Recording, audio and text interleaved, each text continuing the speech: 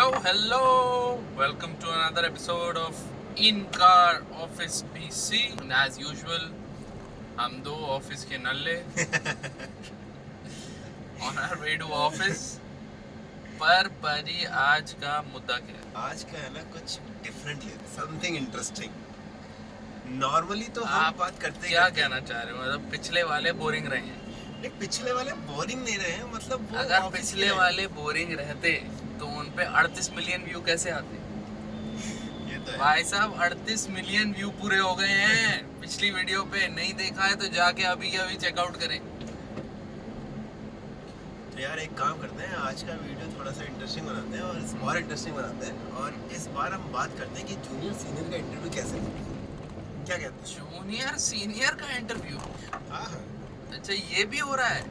ये हो नहीं रहा है तो होना चाहिए। और हमारा इस बार का वीडियो बनाने का मतलब लक्ष्य ये होना चाहिए कि सारे ऑफिसेज में ये हो कि भाई सब जूनियर सीनियर का इंटरव्यू ले। क्यों? कॉन्सेप्ट अच्छा है। नहीं, बढ़िया बढ़िया कॉन्सेप्ट है। मैं सोच रहा था मतलब जैसे सीनियर फिर भी से एक टीम में एक होगा, कोई हाँ। टीम का मैनेजर या लीड या समवन। हाँ, बट जूनियर्स मान लो 20 लोगों की टीम है तो फिर तो इंटरव्यू प्रोसेस ही 20 साल का हो गया। आई मीन अरे तो उसके लिए ग्रुप इंटरव्यू भी तो नाम की कोई चीज होती है कि नहीं होती है? ग्रुप इंटरव्यू थोड़ी, ग्रुप तो रैगिंग होती है। अगर रैगिंग कर लेंगे हम सीनियर की, और क्या चाहिए हमें? जो बढ़िया रैगिंग करवाएगा अपनी उसको हम हायर कर लेंगे। इसमें क्या दिक्कत है?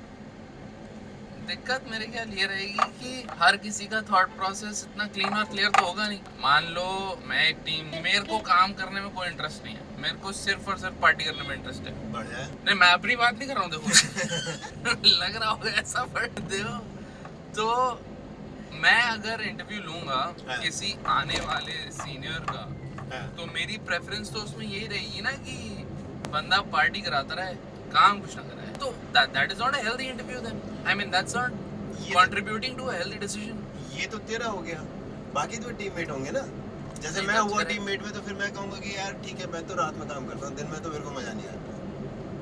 Correct. तो तू देख ले अपना क्या करेगा। तो यही तो मैं कह रहा हूँ, want it be too many opinion and that too not always the right opinion for the business. It is not about the right opinion, it is all about the coordination.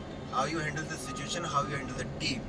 अब अगर आप बोल रहे हो कि क्या नाम है, अब तुम फॉर एग्जांपल कंपनी के सीईओ ने या फिर कंपनी के किसी मैनेजर ने, किसी डायरेक्टर ने तुम्हारे सर पे लाके सीनियर बिठा दिया, हम्म, तुम्हारे उसके साथ कंपेटेबिलिटी है नहीं, हम्म, ना तुम उसे समझते हो ना वो तुम्हें समझता है। हम्म, हायरिंग प्रोसेस में तुम थे नहीं कि तुम अपनी ओपिनियन दे सको।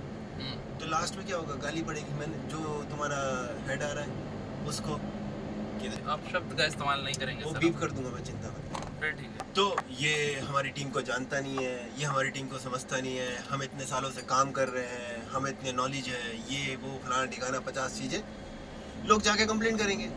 वो अच्छा है? या फिर क्या नाम है, जब आपका सीईओ बोलेगा, सीईओ के पास कोई कंप्लेंट लेके जाएगा और बोलेगा कि क्या नाम है भाई, तो ये जो बंदा हायर हुआ ये अच्छा नहीं है, तो सामने से जवाब आएगा तुम लोगों ने फाइनल किया है, तो वो ज़्यादा बेटर है। नहीं नहीं, एक तो गाली देना किसी भी सिचुएशन में बेटर नहीं है, इसका मैं सख्त विरोध करता हूँ। लेकिन दूसरी ओर मेरे को ये लगता है कि जो आप फर्स्ट केस सिनेरियो बता रहे हो, उस केस में फिर भी आप बोलने लायक तो बचे। सेकंड केस सिनेरियो में तो, क्योंकि मैं कह रहा हूँ कि टीम मेंबर्स को उससे कम ही एक्सपीरियंस होगा जो बंदा सीनियर आ रहा होगा, हाँ और हो सकता है उनकी जजमेंट उतनी रिफाइंड ना हो, हाँ और उन्होंने गलत जजमेंट ले लिया, तो बोलने लायक भी नहीं बचेंगे कि भाई हमने चूज तो कर लिया लेकिन हमने गलत choose. That is a tougher thing to say than to say कि भाई we were not involved in the hiring process and now we know that this decision wasn't the absolute right decision. could be true in that case if the team is only taking the interview and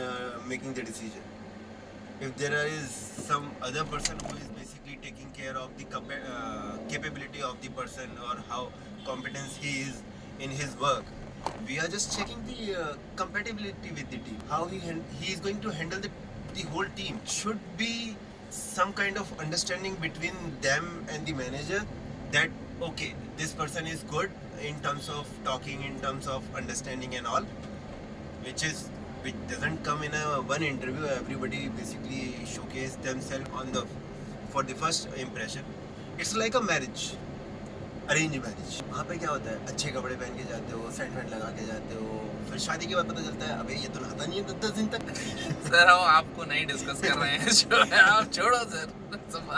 तो फिर भी कुछ ना कुछ idea तो मिल जाता है कि हाँ शादी से पहले ये बोला था, शादी के बाद ये बोला है, इंटरव्यू से पहले ये बोला था, इंटरव्यू के बाद ये बोला है। Correct. तो you can hold on that कि आपने इंटरव्यू में तो ये नहीं बताया। तो No, now that makes more sense and that makes a point. कि when a team is interviewing, firstly, it's not the only body that's interviewing. Correct. उससे senior पे interview कर रहे हैं. Hmm. And those would be the people who would be checking in for the skills and capability, and the team would rather check in for the compatibility between the two. Right. And that's fair, I guess. I mean, if I go back to my school days, I remember when there used to be a new teacher who used to come in for interviews. There used to be a classroom round with these teachers. Exactly. एक demo होता था जिसमें जो भी senior teachers होती थी, she used to sit at the last bench of the class, and the teacher interviewing would teach the class for topic or give some anecdotes or do something like give her demo at her best. And then after that is done, the teacher would make her own notes but also ask the students for their feedback. Now the decision maker in the case still remains the teacher and higher management of the school. But students play their part by telling them how much could they connect with her in the classroom. मतलब teacher कितना कम मारेगी वो question आया होंगे।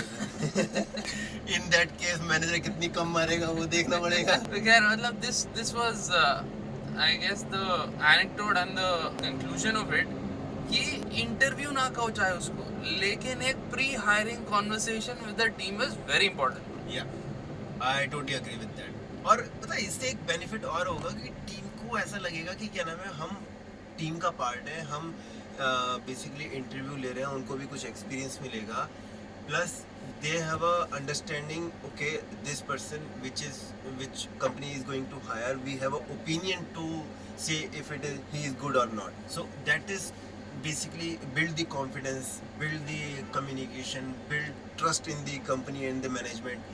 That is important. Just one sided, I think जो बंदा interview कर भी रहा है, if he doesn't like the team, he shouldn't go ahead with it. I mean, नहीं it's उसको तो also जॉब करनी है ना, पैसा चाहिए उसको, अपने बीवी बच्चे पालने कि नहीं पालने। नहीं यार, मैं मतलब से ऑप्शंस हैं तो वे करने के लिए ये भी एक अच्छा ऑप्शन है ना। अब आज आप एक मैनेजर हो, यहाँ पे आपको अपनी टीम पता है, कल को आप दूसरी टीम के साथ जाके काम करोगे, चाहे वो 2 पैसे एक्स्ट्रा दे रही हो, लेकिन टीम अगर बिल्कुल बर्बाद है तो आपको पता है कि आपका एफर्ट उतना चला जाएगा जितना आप कमाओगे नहीं। बिल्कुल ये बात तो मतलब I think it's helpful both ways. I think so, I agree with you on that. हम तो अग्री कर रहे हैं, लेकिन हमारी जनता क्या कहना है, जितने सीनियर सुन रहे हैं, जितने जूनियर सुन रहे हैं, फटाफट कमेंट सेक्शन पकड़ो और पेल के बताओ कि क्या सोचते क्या हो, क्या सही बात हो रही है, गलत बात हो रही है, क्या सीन है। और याद रखना हमेशा की तरह, जितनी मर्जी गालियां देनी हो जरूर दो, लेकिन एक ही तरफ।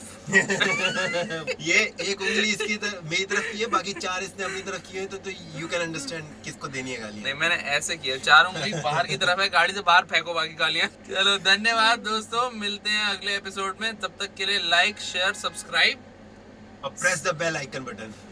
See you in the next episode of Office PC.